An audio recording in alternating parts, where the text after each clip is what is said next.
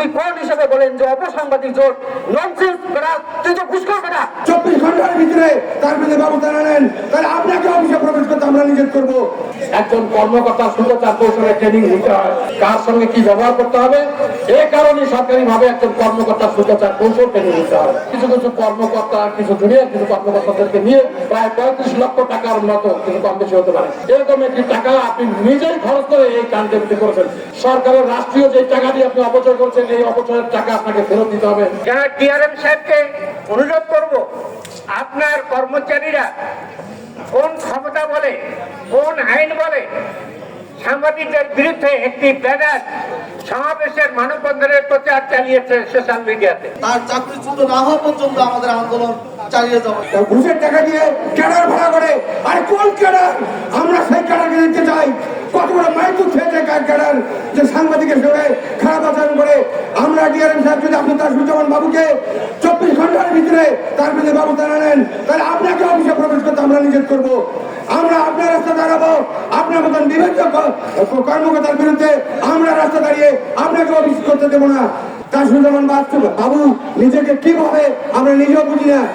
বিগত সরকারের দূষর টিএক্সআর আব্দুল মান্নান এই ষড়যন্ত্রের সঙ্গে জড়িত বলে আমি স্পষ্টভাবে বলতে চাচ্ছি যে টিএক্সআর মান্নান সাহেব, আপনি সতর্ক হন।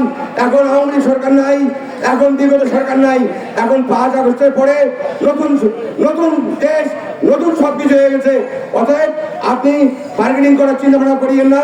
গত দুদিন আগে লালপুরিহাট রেলের বিভাগীয় প্রকৌশলী যাত্রী তাসফিরুজ্জামান বাবু, তার কাছে ট্রেনের একটি দুর্নীতির বিষয়ে আমার 3 সহকর্মী তার বক্তব্য দিতে গিয়েছিল, তথ্য চাইতে গিয়েছিল। এই তথ্য চাওয়ার অপরাধে তাদেরকে হেনস্থা করা হয়েছে, তাদের শিক্ষাগত যোগ্যতা নিয়ে প্রশ্ন করা হয়েছে এবং তাদেরকে এক পর্যায়ে বলা হয়েছে গেট আউট। তাসফিরুজ্জামান বাবু, আমার সন্দেহ হয় আপনি নিজেকে বলেন আপনি 5ম গ্রেডের একজন কর্মকর্তা। আমার সন্দেহ হয় আপনি কি সুন্দর কৌশলের ট্রেনিং নিয়েছিলেন কিনা। একজন কর্মকর্তা সুন্দর কৌশলের ট্রেনিং নিতে হয়, কার সঙ্গে কি ব্যবহার করতে হবে, এই কারণে সরকারি ভাবে একজন কর্মকর্তা সুন্দর কৌশল ট্রেনিং নিতে হয়। কিছু কিছু কর্মকর্তা, কিছু জুনিয়র কিছু কর্মকর্তাদেরকে নিয়ে প্রায় 35 লক্ষ টাকার মতো কিন্তু কম বেশি হতে পারে, এরকম একটি টাকা আপনি নিজেই খরচ করে এই কাণ্ডটি করেছেন। সরকারের রাষ্ট্রীয় যে টাকা দিয়ে আপনি অপচয় করছেন, এই অপচয়ের টাকা আপনাকে ফেরত দিতে হবে। এখন বিএনপি সাজার চেষ্টা করছেন, কোন লাভ হবে না। তাসফিরুজ্জামান বাবু, আপনি মুখে অনেক কিছু বলেন, মানুষকে বুঝান যে আপনি একজন সৎ একজন কর্মকর্তা। আপনার সমস্ত নথিপত্র আপনার কর্মচারীরা আমাদেরকে পাঠাচ্ছে। এখন আমরা মানববন্ধনে ডাক দেওয়ার পর আমাদের কাছে সমস্ত আপনার যে অপকর্মগুলো আমাদের কাছে আসছে। উনি আরেকটি পলিসি করেছিলেন গত রাতে, উনি একটি কিন্তু ব্যানার তৈরি করেছিলেন, ওনার কিছু লোকজন দিয়ে, ছাত্রসা লোক দিয়ে ব্যানার তৈরি করেছিলেন। আমরা কিন্তু সে হিসাব রেখেছি কারা কারা ওই ব্যানার তৈরি করতে গেছেন। আমরা কিন্তু 64 জেলায় মামলা করবো এই ব্যানার করা প্রতিবাদে। উনি কোন হিসেবে বলেন যে অপসাংবাদিক জোট ননসেন্স বেড়া, তুই তো ঘুষখোর বেড়া। তুই কিভাবে বলিস যে অপসাংবাদিক জোট? অপসাংবাদিক জোটের জন্য 64 জেলায় তার বিরুদ্ধে মামলা হবে। সেখানে সে 3 জন সাংবাদিকের নাম উল্লেখ করেছেন। 3 জন, এই 3 জন কিন্তু তার সঙ্গে ছিল না। সে এখানে দেখি মেহেদী হাসান জুয়েলের নাম লিখেছে, তন্ময় আহমেদ নয়নের নাম লিখেছে, জামাল বাদশার নাম লিখেছে, পাশাপাশি শিপন রয়েছে, পাশাপাশি শাওন রয়েছে। সে এরকম 5-6টি নাম ব্যবহার করে একটি ব্যানার তৈরি করেছে। কত বড় তার আস্পর্ধা, কত বড় তার দুঃসাহস! প্রমাণ দিয়ে তারপরে বলুন আপনারা।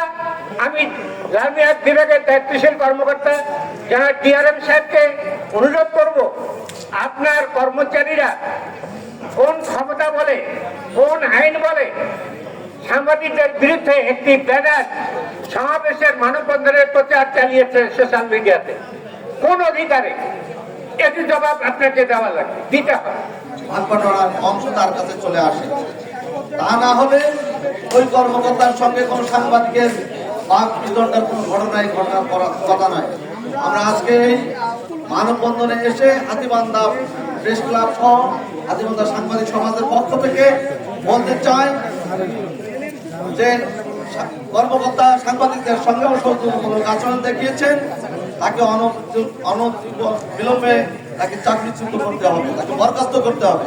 তা যদি করা না হয় তাহলে আমরা স্ব উপজেলা সাংবাদিকবৃন্দ জেলের যোগাযোগ বন্ধ করে দিয়ে প্রতিবাদ করে তার চাকরিচ্যুত না হওয়া পর্যন্ত আমাদের আন্দোলন চালিয়ে যাবো।